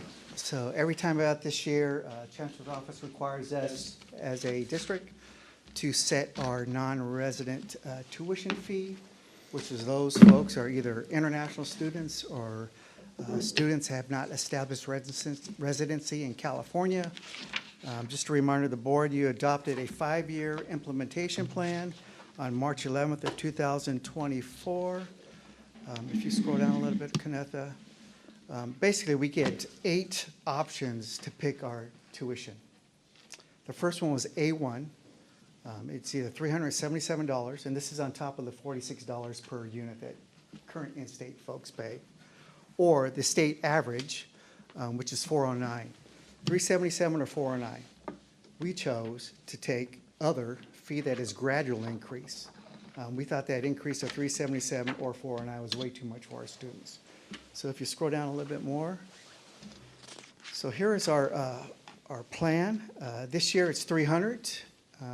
Next year we're proposing a 26, 27, 10%, so $330 on top of the $46 per unit. We are not charging a capital outlay fee, which we could for use of computers in the library and tutoring centers, but we're not. And then if you scroll down, you'll see our 5-year plan here, right there. We started in 23-24 at $248, and then we're showing 26, 27 at $330, $33. And the next year, TBD, just don't know if the state challengers might change something, but the action item before you is to set our 26-27 non-resident fee at $330 at a 10% increase. Still collect the $100 for foreign country student application fee, and no charge for a capital outlay. If you've been with us before, you've heard me say before that we do our best to keep this as low as possible. And if you looked at those options we had, this gradual was the lowest that we could do.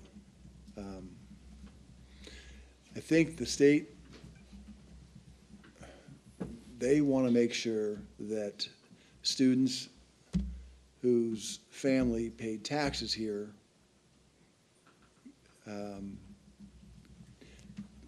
get the $46 per unit, and anybody who comes from out of state whose parents didn't contribute to this system pay what the state would call the actual cost of instruction, which we have to give them. They give us all the inputs and we just put it out on paper. And so our hands are kind of tied.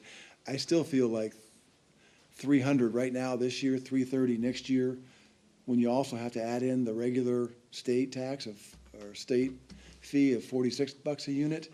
I just think that gets pretty dang high for a community college. But there's just, we've talked till we're blue in the face. There's just not, we just don't have a lot of leeway. This was the best we could do when we chose to phase it in over a number of years, but it's still not great. It's just the best we could do. With that said, I'll entertain a motion to set the 2026-2027 non-resident tuition rate at $330 per semester unit with a gradual increase of 10% through 2027-2028 academic year, as approved on March 11, 2024. In addition, not charge a capital outlay fee and authorize collection of the $100 foreign country student application fee offset. I so move. Second. It's been motioned by trustee Diaz, seconded by trustee Nunes. Any other discussion? No other discussion. All in favor say aye. Aye. Aye. Motion carries. Thank you very much. Next, Mr. Perez, approval of the transfer of 2025-2026 Linwood Farms Special Reserve Funds. Yes, this is a opportunity for the district to clean up a fund. If you remember back in 2012, the district owned some farm property on Linwood Farms. And right now, there's currently $50,000 in there that we want to clean our books up and transfer that over to the Tulare Farm operations. I just want to point out, though, in the background where it says that one middle section, that's a little incorrect there. When it says in fiscal year 14-15, the balance of Tulare Farm Special Reserve was $2.47 million. I think Luann would have loved that if that was 2.47. Actually, it's Linwood Farm Special Reserve, though the resolution is correct on the next page. But balance of $50,000 with interest. We think by the time the Tulare County Office of Ed transfers the money over to the new fund, it'll probably be about $55,000. So we are requesting the board to close out the Linwood Farm Special Reserve, authorizing us to transfer up to $55,000 to the Tulare Farm operations to allow Tulare to start spending that money. Plus, it cleans our financial books out too. Just zeroes out and we get rid of that fund. Happy to answer any questions you may have on that. Mr. Chairman, I move for approval of. I have a question. I'm sorry. Go ahead.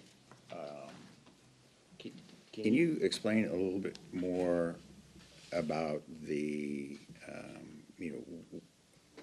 what were the expenses that were drawn from the original 2.47 or whatever that number was? And again, the purpose for the question is, if we've been drawing down consistently and now we don't have it anymore, how are we gonna make that up? So that's the basis of my question.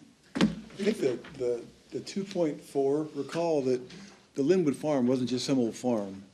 The Linwood Farm was our ag campus before Tulare was opened. And so we sold that for $2.4 million during my interim year, 2011, 2012.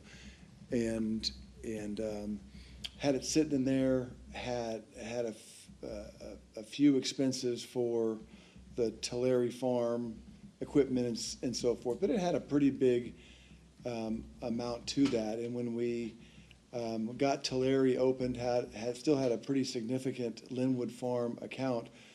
I believe, we'd have to go back and check, but I believe that most of that was taken out of the Linwood Farm Reserve and placed in the overall general fund reserve.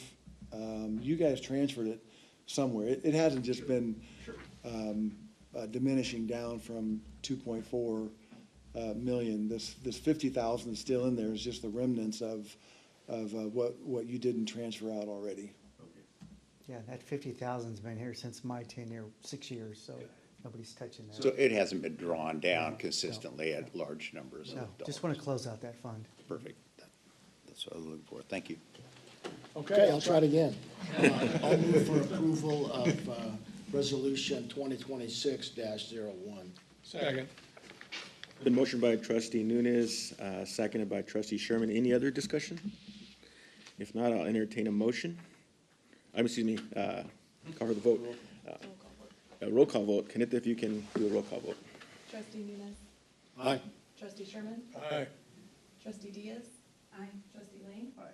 Trustee Macaroni. Aye. Thank you. Thank you very much. Next up, ACCJC Institutional Set Standards and Aspirational Stretch Goals. The moment we've all been waiting for. Dr. Officer. We all wish it was a moment, and not a half hour. Oh, sorry. So, good evening, board members, students, colleagues, and guests. So I know we're all excited that we got reaffirmed for the next 8 years, but the accreditation work does not stop. So we're going to cover some of that ongoing work today. But before that, I have a very short video, so hopefully it will get you guys excited.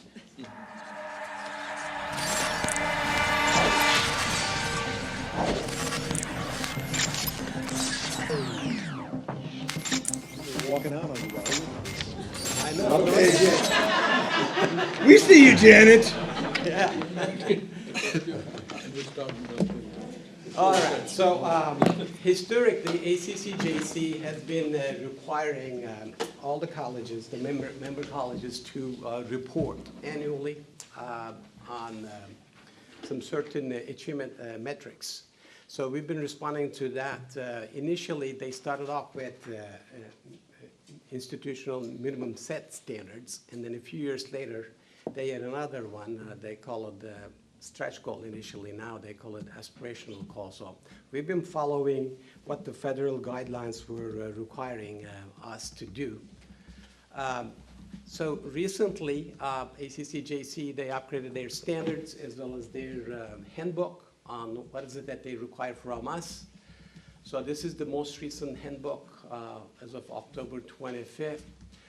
So they require all member institutions to pay specific attention on course completion, degree completion, certificates, and transfer rates, as well as CTA outcomes. So they expect all the member institutions to pay specific attention to achieving and assessing our mission statement and informing our plans for continuous improvement. So how do we do that? So we do have our model of integrated planning.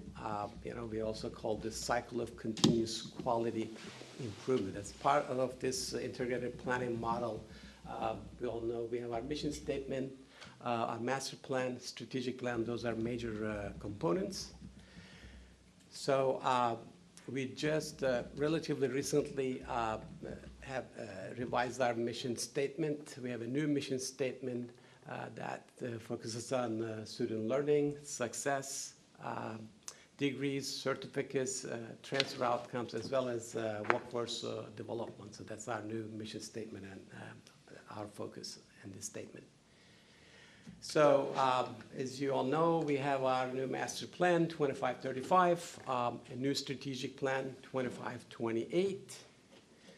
So we also pay attention to Vision 2030 framework. We used this framework when we were developing both our master plan and the strategic plan. So what are our goals? So briefly, we have 4 goals. First one is growth. Second one is success. Third one is respond. Fourth one is improve, also continuous improvement. So in our strategic plan, so we have 10 objectives and 48 actions, and each objective includes an action for assessment. So kind of a quick overview, our goal 2, which is most relevant to today's presentation, is the success. So we have 4 objectives under this goal. First one focuses on our degrees and certificates. The second one focuses on transfer outcomes. And the third one focuses on completion rates in math and English. And the fourth one pays attention to our CTE outcomes. So again, ACCJC requires us to report on these metrics. Again, course completion, certificates, degrees, and transfer outcomes. So how do we align all these metrics that are required by us, to us? All these metrics actually align well with our district goal as well as district objectives. Specific to district goal 2, and then in terms of district objectives, objective 2, you'll see we're also aligning with the vision for success. Again, 2.3 focuses on transfer completion rates, course completion. 2.1 focuses on certificates and degrees, and the 2.2 focuses on transfer outcomes. So how do we set the standards? So we do have some guiding principles we've been using since we started setting these standards. So it's very simple. They need to be reasonable, appropriate, and realistic. So in terms of some specific steps, so we collect data, so we use data, we review trend data, historic data, and the current data. We also disaggregate data when it's appropriate and applicable. Then we look at multi-year averages for all these metrics. Then we set the standards. So when we set the standards, data is just one piece of the process. It just informs us. It's not the only thing. So we pay attention to institutional history and context. So context here is very important. I'm just going to highlight a little bit more. So we have the data. We try to make sense of data. And then what's missing is the context is missing. So why context is important? So one of my mentors always said, data without a context is pretext. In addition, if you don't have the right context, it can also be meaningless, irrelevant, useless, and misleading. So again, context is very important. Data is just one piece of information that we use. So a little bit more specific, Jesse was talking about earlier, 19 students. What do I do with one student below the cutoff point? So in order to prevent situations like this, so we do have a tolerance range. So 1 year, just say, what if we're 1% below the course success at minimum standards? Are we going to panic? No. So we do have this tolerance range, so we will be using. So summary of all changes and improvements in terms of these metrics. So the course success, so we will be looking at summer, fall, and spring, so that this is how ACCJC defines annual. And then transfer volume, so we just look at the total number of transfers to four-year institutions. We look at the UC-CSU data, as well as the Chancellor's Office provided in-state and in-state, private, and out-of-state institutions. So they make up the transfer volume. Degrees, this aligns with Chancellor's Office reporting methodology. So it covers a period from July 1 to June 30th. Certificates, similarly, we count the certificates 16 plus units, and then they must be approved by Chancellor's Office. So these are the Chancellor's approved certificates. So looking at data, so this is the course success data. We have 6 years of data from 2019 through 2024-25. You'll see a little note in there. So this includes the COVID era. So there will be some disruptions because of COVID. So you'll notice that 2020-21, 80% course success rates. That sounds right? But that is a little actually inflated. So because of the EWs, excuse withdrawals, so they are not counted in the denominator. So that's why the 80% is kind of inflated. So if you look at the 6-year rate is 75%, and the lowest range end was the 70%. The highest again, the inflated 80%. Why don't you just take 30 seconds and explain what excused withdrawals are? So if there's an extraneous circumstances, students can request their withdrawals or grades to EWs. So, and the EWs are not counted as grades.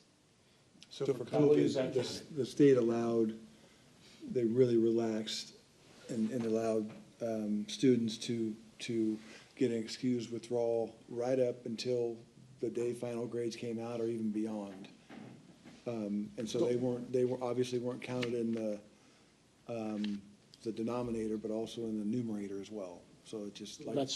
That's why the 80%. Yeah. Yes, we had the highest number of EWs 2021. We're now back to normal. Normally we just have a handful of those. If you were a student and you got an F and you had the opportunity just to drop it, why wouldn't you? So as I mentioned earlier, we also disaggregate the course success data. This is by gender. You'll see our district average, and then by gender, if you look at the 6-year rates, it ranged from 71% for our non-binary students to 76% for our female students. Next, we disaggregate this by race and ethnicity. And again, you'll see 6-year rates for each group. So 70% is for our Native American students. And then the 82% is the highest rate for our Asian and Filipino students. And again, for all groups, our district average is 75%. Next, degrees awarded. So the 6-year average is 1966, and then it ranged from 1744 to 2,281, which was last year, 2425. And certificates. So you'll notice a little spike over here, 2024-25. We'll talk about that in a minute. But before that, it ranged from 267 to 479. Again, we calculated the average for the 6 years is 580. Again, because of that spike, it is mathematically correct, however, contextually challenging. So we're going to talk about that. So transfer volume, as I mentioned, so we get data from UC and CSU and the Chancellor's Office. Our total transfers ranged from 905 in 2018 and 19 to the highest 1,056 in 2020-21, and then the 6-year average was 977. One thing to notice, in-state private has always been declining since 2018-19. CSU just varies, but usually CSU increases. So how do we set these standards? So we have proposed standards in here. What we do is the methodology we use. We look at multi-year data. In this case, is a 6-year average. We call it a 6-year base. Then if it's on the left side, so that's the minimum standard. So we select from the left side for the aspirational stretch goals, we'll select from the right side. One caveat is in here about the certificates. So since there is this spike, so that is kind of very unique. So we have a change in the methodology and the practice for issuing general education certificates beginning in 2024-25. So at this point, we're totally guessing because that's the first time we use this type of methodology. However, so we try to come up with some adjusted base. So you'll see this asterisk over there, that 1258 for certificates is not the traditional 6-year base. It's kind of based on a model adjusted base. So for course success rates, the multi-year average, the 6-year base is 75%. And then, so we are proposing 71%, which is 5% below the 6-year base as minimum standard. And then for aspirational, again, 5% above, so that is 79%. For transfer volume, 977, the 6-year base, we are proposing 10% below that number, so that takes us to 879. In terms of a stretch goal, 10% above of the base, that's 1,075. Degrees, 1966 as the base, we are proposing 5% below, so 1868. In terms of the stretch goal, so we're proposing 115, 15% above. So that takes us to 2261. And again, certificates, that's the 1256 as the adjusted baseline. So we're proposing 10% below of that number, which is 1135. And in terms of stretch goal, we're trying to stretch a lot to 20%, 120%. So that's the 1507. So again, these are just proposed minimum and aspirational goals. There is a summary slide, so we can see here. So again, course completion rate, so multi-year average is 75. You can see where we're at most recent year data, 77%. Our proposed minimum is 71, aspirational is 79.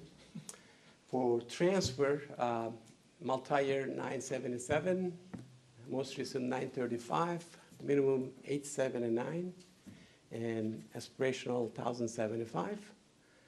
Degrees, 1966, recent year 2281, minimum 1868, and aspirational 2261. And then for the certificates, 1256 base, adjusted base, 1688 most recent, minimum 1135, and then our stretch goal is 1507. So this is the summary of the proposed standards, both minimum and aspirational stretch goals. So next steps. So we follow the participatory governance for this.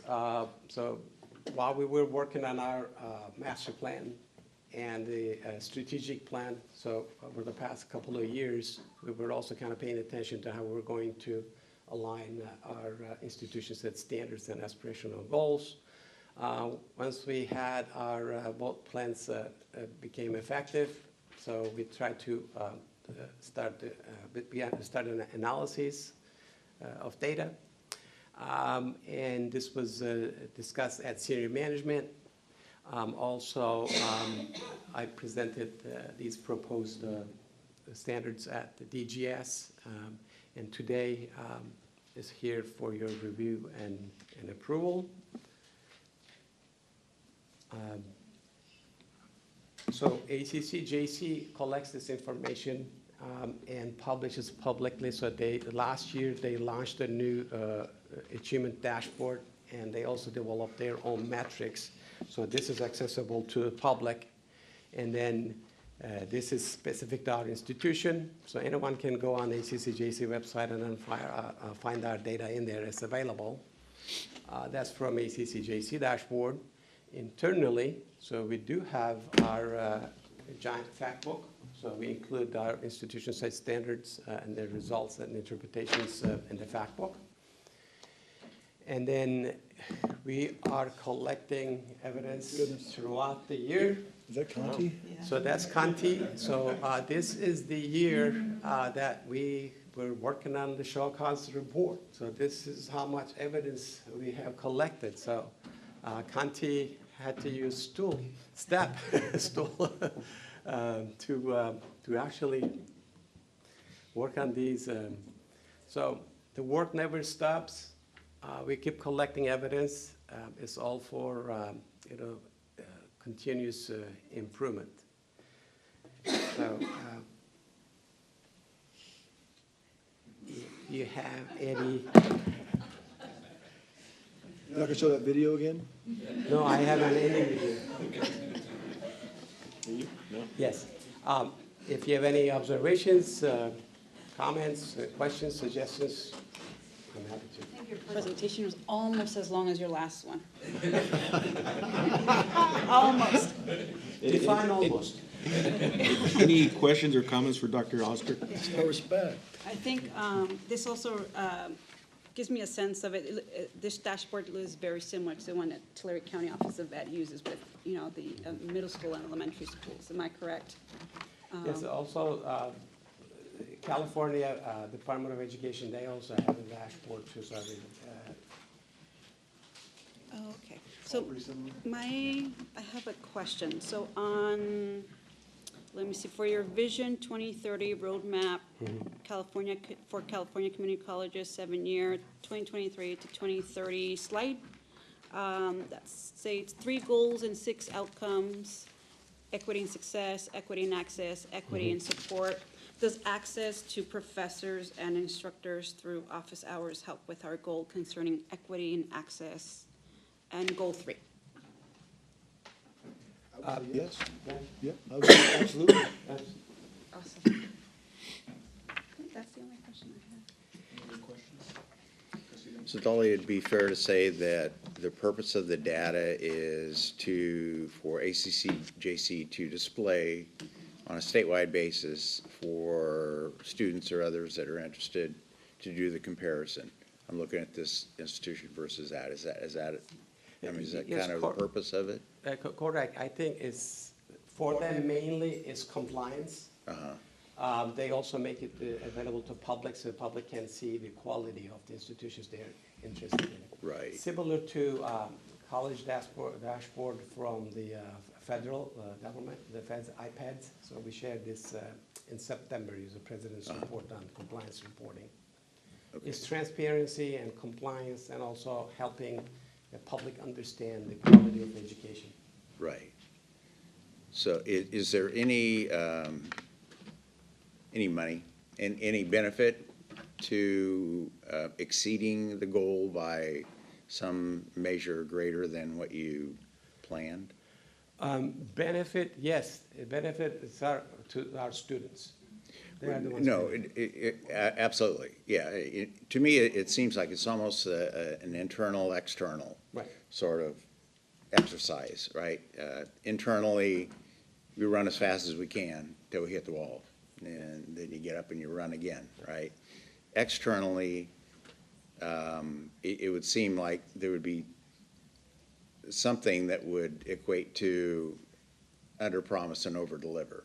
Right, so I'm curious as to why we would skip over 105%, 110%, all the way to 120. Right. And then if you met at 118, then you, quote, failed the aspirational Great goal. great question, yes. They are interested in us having some standards, so the minimum standards. So if we go below, we have to take action. Sure, yeah, I have no objection If with the low. the aspirational goals is more improvement aspect of it. So the minimum is usually the compliance aspect of it. So they want us to monitor it, so they don't want us to keep the same goal for years over and over and over again. So if we're too close to the minimum, we need to adjust it. If we are exceeding the stretch goals every year, they're not stretched anymore, so you need to reset.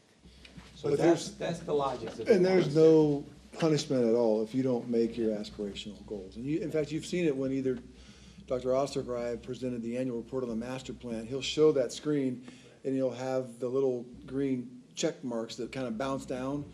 Sometimes we only meet the minimum set standard, and not the aspirational, and that's fine. Whereas sometimes we meet both of them, and there'll be like 2 checks coming down. And sometimes they're not quite aligned because you have the ACCJC is one system, and Dolly's done a great job of explaining kind of what they're looking for. But our budget on the chancellor's office side does account for those success factors. And so we're not necessarily just doing everything just to satisfy ACCJC.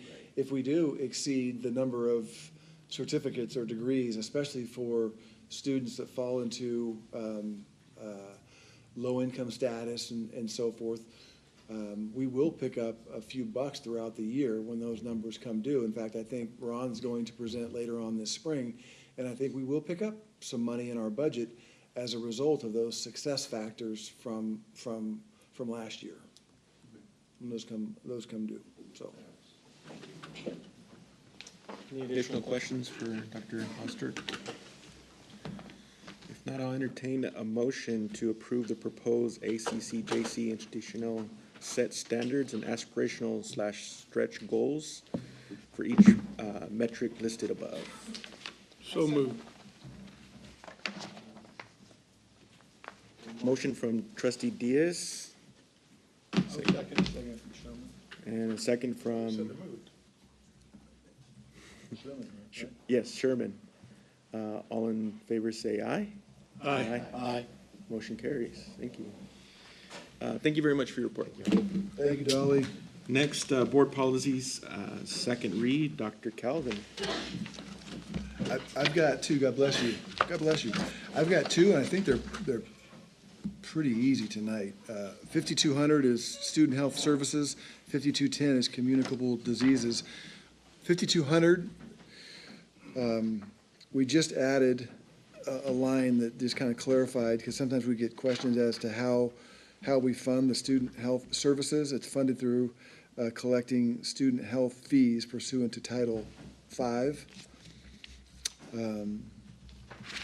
And then on 5210, it was good as is. It just talks about cooperating with amounts to the county here, just like we did during COVID. I mean, we ended up being one of the main spots for folks to come through and get their shots. This is an example of that. The only thing we changed was we spelled out Sequoia's Community College District, so President Macareno didn't have to correct us. Happy to answer any questions. These are second reads. I have a question. So I wanted to share that I was approached by a few students who were concerned with their interpretation of remarks during our last meeting on whether the college was obligated to provide student health insurance. Now, from what I understand, the college is not obligated as long as it doesn't charge a fee, but once it charges a fee, then we do have to provide those services. Is that Not correct? insurance. I think, services, right? Not insurance. Health services, yeah. Yes, if we charge a fee, we have to have our health center open and available. I think that came up maybe during the summer where we didn't offer summer school. We also didn't have health services available, so we did not charge a fee. But if we charge a fee, we have to have our health centers open and operating. And I noticed that we pay for the self-insured schools of insurance in the amount of $1.48 1,048,000 and change. How much of the payment of this health insurance is for students, or is it separate? It's separate. That CISC is who we contract with for our employee insurance. Yeah. We do have student insurance for anybody that's participating in athletics and/or students that are participating in athletics or traveling. If something were to happen with one of those students, our insurance would be secondary to their primary, and if they didn't have insurance, then ours would be primary. And then even when a student were to trip and fall on our campus, that might be our general liability that would pick that up, and not our student insurance. But neither of those would be what you just referenced, the CISC, the school insured. That's all I have. Okay, thank you. Any other questions on board policies? Second read? If there are no other questions, I will entertain a motion to approve the second reading of the board policies as presented. So moved. Second. Motion by trustee Nunes, seconded by trustee Diaz. I'm going to ask our student trustee for an advisory vote before general vote. Yay or nay? Yay. Is it A? Yay. With that said, all in favor say aye. Aye. Any opposed? Motion carries. Okay, thank you very much. Next items, consideration of sabbatical funding for 2026, 2027. Dr. Calvin. Okay, thank you. And this one is it is kind of tough for very reasons that Ms. Redden brought up earlier. We've had good work being done by faculty on one semester sabbaticals, and have enjoyed getting the reports the following semester. In fact, I think we've really enjoyed those.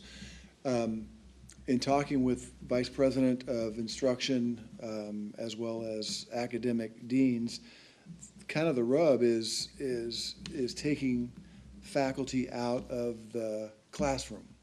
And I'm sure we could come up with examples where it's not as difficult, and then we could come up with examples where it's very difficult. And so in the past, my recommendation, our recommendation, and I think the board's leaning was to do 2 one-semester sabbaticals.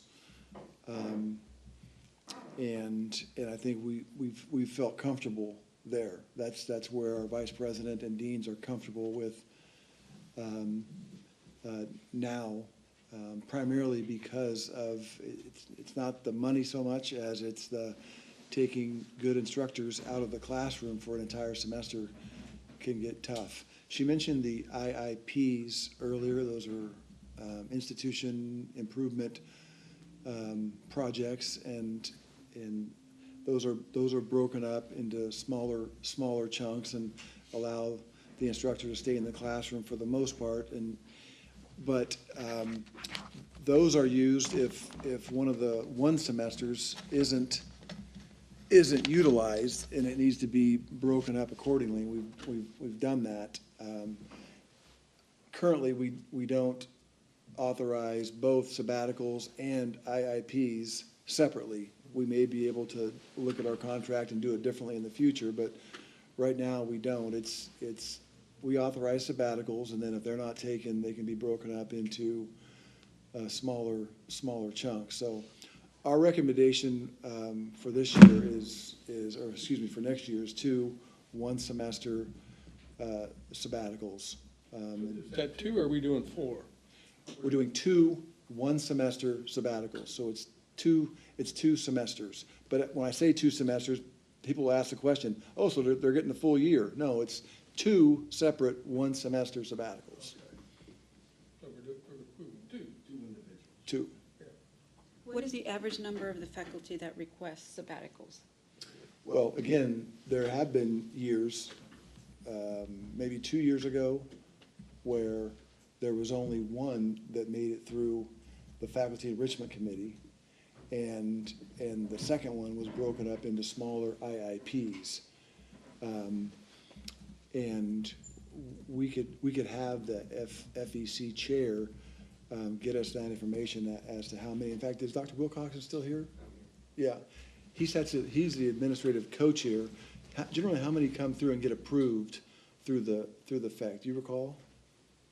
I don't recall the exact number, but in terms of IIPs and sabbaticals, we've historically been able to suffice most of the requests, with the exception of there was a year, let's say for this year, for example, I think we have 2 sabbaticals going on. One was in the fall, one is current, and then in addition to that, there might have been one IIP that wasn't, could have been 2, but it was a low number that weren't approved because the 2 sabbaticals ate it up. But that's all the sabbatical applications that were submitted for this year. Only 2 were submitted this year? Yeah, well, I don't know about into next year, but they were submitted last year for this year, and both of them were approved. I don't believe there was a third. I hope I'm not steering you wrong, but it was 2 sabbaticals that were applied, submitted, they were both approved, granted, and I think there might have been one IIP, which would have been 20%, a 1/5 of a sabbatical, that we didn't have any leftovers, if you will, because both sabbaticals were utilized. That tends to be more of the typical situation, but there absolutely has been times where there's been 2 or 3 sabbaticals that were requested. I think it's fair to say it usually doesn't go beyond 3. And then it may be an interest of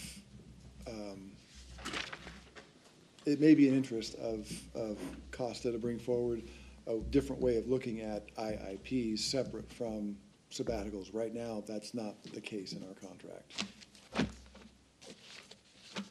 Where in the process do we fund the requests, and do we wait on the number of requests, or do we fully fund the line item?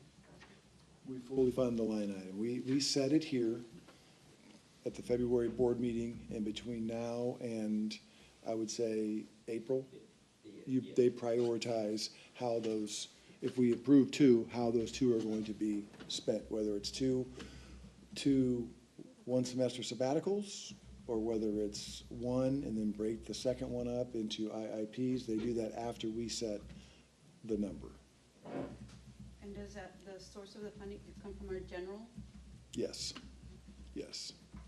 So I've been here through the times when there was a long period of time where we didn't do any.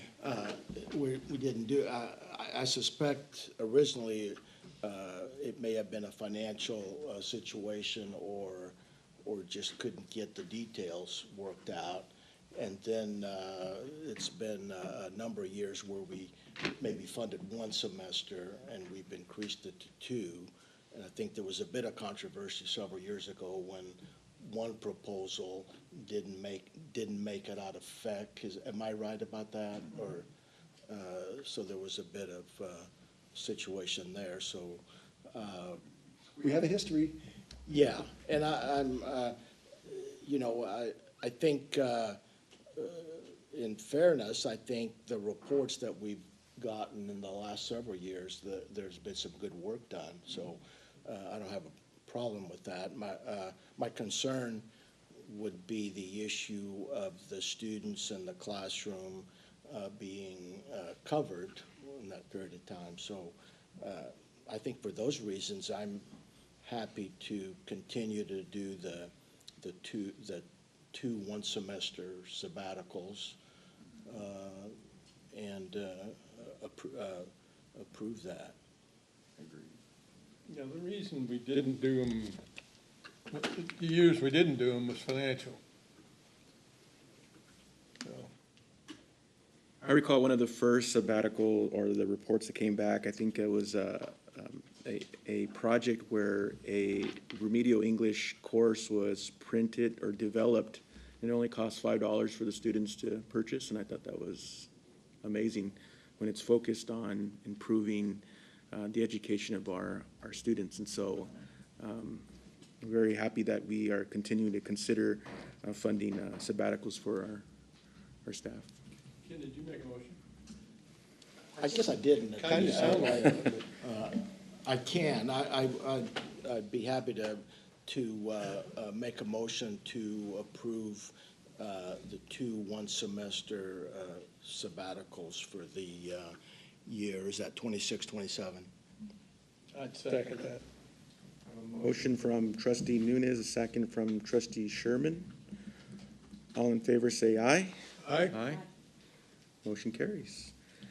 Before we adjourn, I'd like to just call out 2 individuals that I saw in the personnel report that I didn't get the opportunity to do it last month, but I saw it again this month, and it's first is Dr. Jonna Shingle. I saw you in the report, and I was in shock, and I think I started. Start thinking about all the wonderful things, especially all the tax, the goal to make future taxpayers or high-earning taxpayers, and that will always be in my mind as far as what our services provide. And so I'm sure there will be opportunities to thank you personally, but publicly wanted to say thank you as well. And then Kristen Robinson, I saw your name in there as well, and since I began your work in Hanford and then your continue to work, it's been a pleasure to work with you, and you guys both leave big shoes to fill, and I just want to say thank you publicly for all that you've done for our students. Maybe they can both come up, say a few words. Yeah. Just kidding, Kristen.